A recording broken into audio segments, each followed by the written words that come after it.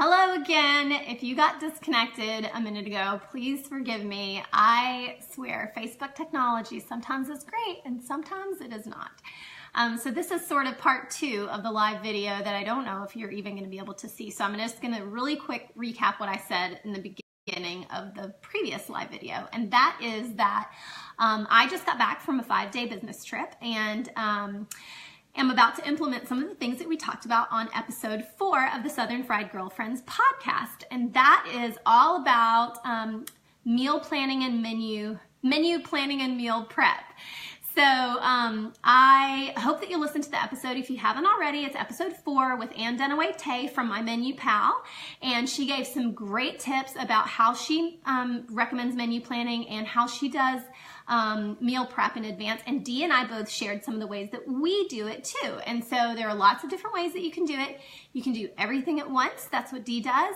You can do a little bit ahead. That's what I do. And then there are things that you can do in the middle. And Ann gave some great tips. And I also put a link to her tool, the Scales tool, on the page. So if you scroll down after you watch the video, you can access that on her website. So back to kind of what I have going on right now. I have been gone 5 days and now I'm back. And so when I got home last night, one of the things that I did was I started cleaning out the fridge. And so the things that were no longer good or that I was not going to incorporate into the menu this week, I tossed and made myself a little list of the things that I had and some of the things that I wanted to get when I went to the grocery store. And then this morning, after I took my son to school, I went to the grocery store. And so I wanted to share with you a little bit of how I'm going to prep for the week ahead. One of the things that I do is I go ahead and I prep most of the vegetables on the day I come back, and usually that is on Saturday or Sunday. But because I was gone over the weekend, that is today. So today I've taken the day off and I'm going to be doing prep of vegetables and also going to be cooking a chicken. So that's my plan. I would typically do this on Sunday. And I wanted to share with you my meal plan for the week. And one of the things that I do is I sort of just sketch it out in pencil and I write down the things that I'm going to make and then I write the day beside it. I haven't written the day beside it yet because I need to also look at the calendar again and make sure that I remembered everything that we have going on. But I bought, when I was at Sprouts, I shopped at Sprouts today. They had whole chicken on sale. So I bought a whole chicken and I'm going to cook this chicken. I'm going to roast it in the oven and then I'm going to take it apart and take most of the meat off of the carcass, and then I'm going to use the bones to make some chicken stock. So my plan is to double duty this chicken. I'll use it to make, we might have the quarters as a dinner with a sheet pan roasted vegetables. That might be one meal that we have, and then the other meal we'll have will be barbecue chicken sandwiches. So I'll just shred the chicken and mix it with barbecue sauce, and we'll have that as a second meal. And then whatever chicken is left will go into a vegetable soup, and that will be meal number 3. So that's how I get 3 meals out of 1 chicken. So one of the keys for me to meat is having the meat not be the center of the meal, but have it be part of the meal. I don't eat a lot of meat anyway, so for me, I don't miss it. And my husband is also really happy to eat that way. So that's one of the things that we'll do. And then the other thing that I'll do is I have some salmon in the freezer. So I'll make salmon one night this week, and that'll be dinner. So that's 4 meals. And then the 5th meal will be a vegetarian meal. And probably what I'm going to do this week is some vegetarian tacos, because on Tuesdays we like to have tacos. And if you're a newsletter subscriber, you already knew that. So if you're not a newsletter subscriber, do that. You can subscribe. You can sign up at southernfriednutrition.com. So that is the chicken. So to me, 1 chicken goes a really long way. And if you don't like to handle raw chicken, or you don't know how to cook a roasted chicken and you don't really have time, or you don't want to learn, you can certainly buy a rotisserie chicken and do this with a rotisserie chicken. That would be fine. Personally, I bought this because it's bigger and less expensive in the long run than buying the rotisserie chicken today. That's not true every day, but today that was the truth. So the other things that I'll do today, again, are prep the vegetables. So I'll wash and then chop most of these vegetables and put them into individual glass containers so they're ready on the day I choose to prepare them. And so I'll plug my vegetables into my menu, and then I'll know what I'm gonna do during the week, and they'll be already halfway done, right? So that's a big savings. One of the reasons a lot of people say they don't eat more fruits and vegetables is because of the time it takes to prepare them. But if you spend a little bit of time in advance, like today when you come home from the grocery store, or Sunday or Saturday if you've got more time on the weekend like most people, then you go ahead and spend an hour or whatever time it takes to prep those and put them into the fridge. They're ready for you. And then it just takes you minutes to prepare those during the week. So I have some kale. I don't know if you can see that. I think that's off the screen. So I bought some, this is called lacinato kale, or dinosaur kale, you might hear it. And I love it more than I like regular curly kale. I think it's a little bit softer and it's got a little bit more flavor. My husband really likes it. So I'll chop up half of that to use to saute, and half of it I'll put into a salad mix with romaine lettuce. And the other thing I'll do is I'll cut up and prep this cauliflower. I don't know if you guys have seen purple cauliflower, but this is super cool. You can get purple, green, orange, and regular white cauliflower now in the grocery store, and that's fun for kids, and I'm hoping it'll entice my son to maybe try it. And I'll roast those because they're delicious roasted. I also got some things for lunches. So my son is now taking lunch 2 days a week to school, and he loves baby carrots, and I like to get the tricolor ones because they're just more interesting, and I hope that it'll encourage him to eat them more. And I got apples, which is something he always likes to eat, and I got turkey, sliced turkey for lunches as well. And those will be for me and for my husband. My son is not so much a turkey eater yet. He doesn't really do meat very well, but I will probably add those and invite him to try those. The other things that I got are and so maybe I'll talk about that in just a second, but I also got staples that we are almost always eating. So mushrooms are one of those things that we eat a lot and I always keep in the fridge. Green onions are something that I always keep on hand because we eat them in a lot of different things. And I got some okra. I don't know how it's going to be, but I can hardly stop myself from buying okra when I'm at the grocery store if I see it fresh. And I got some Brussels sprouts. The season for Brussels sprouts is starting to wrap up, I think. You might get some good ones through the spring, but they usually are gone by the summer, so I love them. My husband tolerates them. So I'll be making some of those this week as well. And then it is also, springtime is asparagus season. So I grow asparagus in the garden, but mine are not up and ready. And so as we approach spring, you'll start to see asparagus in the market. And these are pretty good looking. I want to give you a tip about buying asparagus. When you buy asparagus, look for asparagus whose roots, the bottom part, are in water, because that's, of course, how they stay hydrated. You want to look for stems that are nice and supple, that are not wrinkled, and you want to look for the tips to still be tightly compacted and not to be dry or brittle or falling open or apart.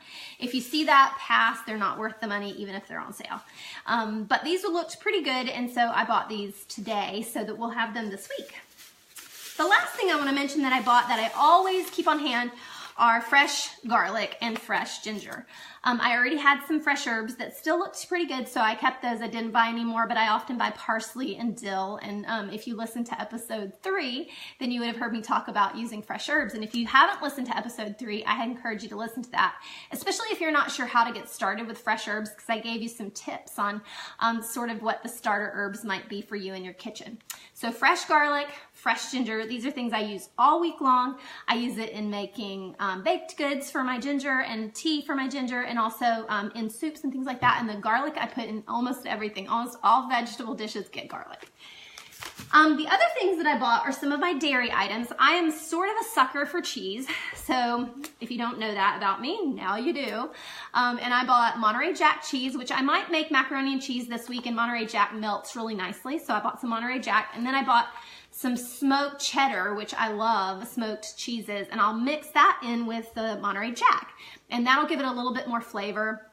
It's also good for snacking. And then I got some blue cheese, which I love to put in salads. And blue cheese, I kind of just love to snack on. So I'll eat it maybe with an apple or something like that. So I try to buy cheeses that do double duty, although a lot of times if I have a crazy day during the week, and you know, when we talk about meal planning and menu prep, and I really try to do that and plan for the week, but I also know that for me, sometimes I plan on being home at 4 or 5 o'clock and I don't get home until almost 5:30 or 6, and that makes cooking a meal really challenging. And so for us, one of the things that we love to do, and my son really loves it when we do this, is to have a snack dinner. And a snack dinner is going to be like crackers and cheese and fruit and maybe some raw vegetables and dip, and that's it. And that's what we eat. And it is a hugely popular meal for us as a family. And so if all else fails, I either make breakfast for dinner or I make a snack dinner. So I always try to keep things on hand that'll work for either of those things.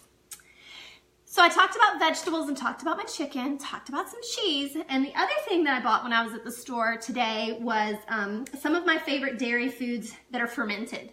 So I got Nancy's non-fat yogurt. So I love Nancy's brand yogurt. It's very tangy. If you like yogurt, I think it's really delicious. I like to use plain yogurt to replace sour cream, and I like to use it in baking. And we use it to make parfaits and to make, just to eat because it's delicious. Sometimes we'll add a little bit of sugar. A lot of times we add a little fruit. My son actually loves sweet, but he also really likes sour flavors. So he likes plain yogurt really well. He'll eat that without any trouble. So that's what I usually buy, and then we sweeten it or add granola or something like that to make it a little more interesting if he wants. And sometimes he just wants it plain, which is fine. It also adds a lot of protein because, as I mentioned, he doesn't eat most meat. And I'm not a big meat eater either, so it's a big part of what we do. The other probiotic dairy food that I bought is kefir. And does anybody like kefir? I am a sold out lover of kefir. We drink a lot of kefir. This is dairy kefir. You can do water kefir, and I'll talk about kombucha, which I also bought this today. But kefir has like 10 to 12 different strains of good bacteria. It's great for digestion, also helps strengthen your immune system. And there's some emerging research that shows that having healthy gut microbiota, which is like the whole of the good bacteria that live in your gut, having a healthy gut like that actually may help reduce depression, and it generally keeps you healthier. People who've got a healthier gut have a healthier weight. There are lots of benefits to supporting a good gut health, and this isn't magic, and it's something that you have to keep eating, but I enjoy it, and my son really likes it, so I bought that as well. So I bought just plain whole milk kefir because my son's going to be drinking it too, and he's a little bit picky, so I like to make sure he has full fat choices, so he's getting enough calories. Okay, the other thing that I bought that's a probiotic, and I told you last week that I was going to be sharing with you each week 1 or 2 things that I'm doing that fall into either the mental, spiritual, or physical health, and this is definitely in my physical health bucket. I am a big fan of probiotics, as I was just mentioning, but I also really like kombucha, and that fits into this probiotic category of foods that I eat that are really good for your health. So in this case, it's the kombucha brand lemon ginseng, and I really would like to find a plain kombucha, but it's almost impossible to find that at the market. So I just buy the flavors that I think I like, and you can buy kombucha. This brand comes in with like a honeydew flavor, and they've got a pineapple flavor.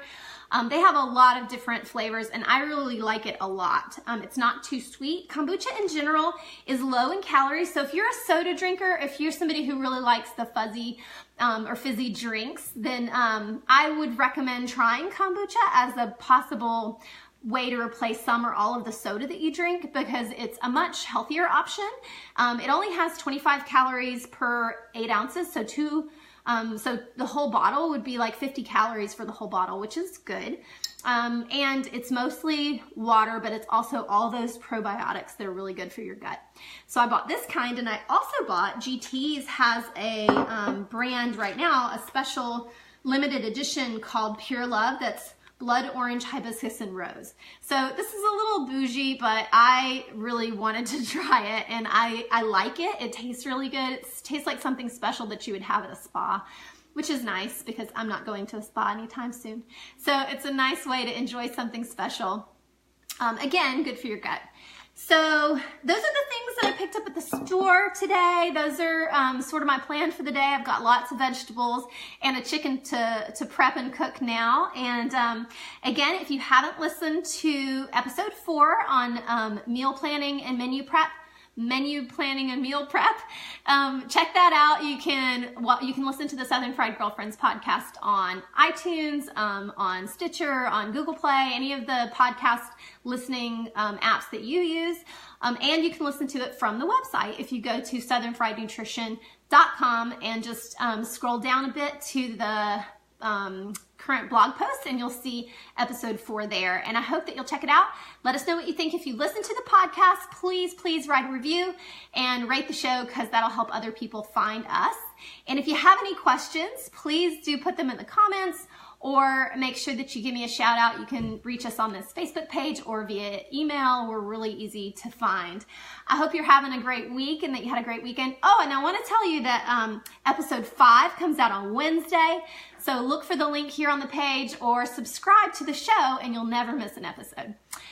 So again, I hope that you are having a great day. I hope that all is well with you, and I hope that you're making good choices that help you be healthier. Talk to you soon. Bye.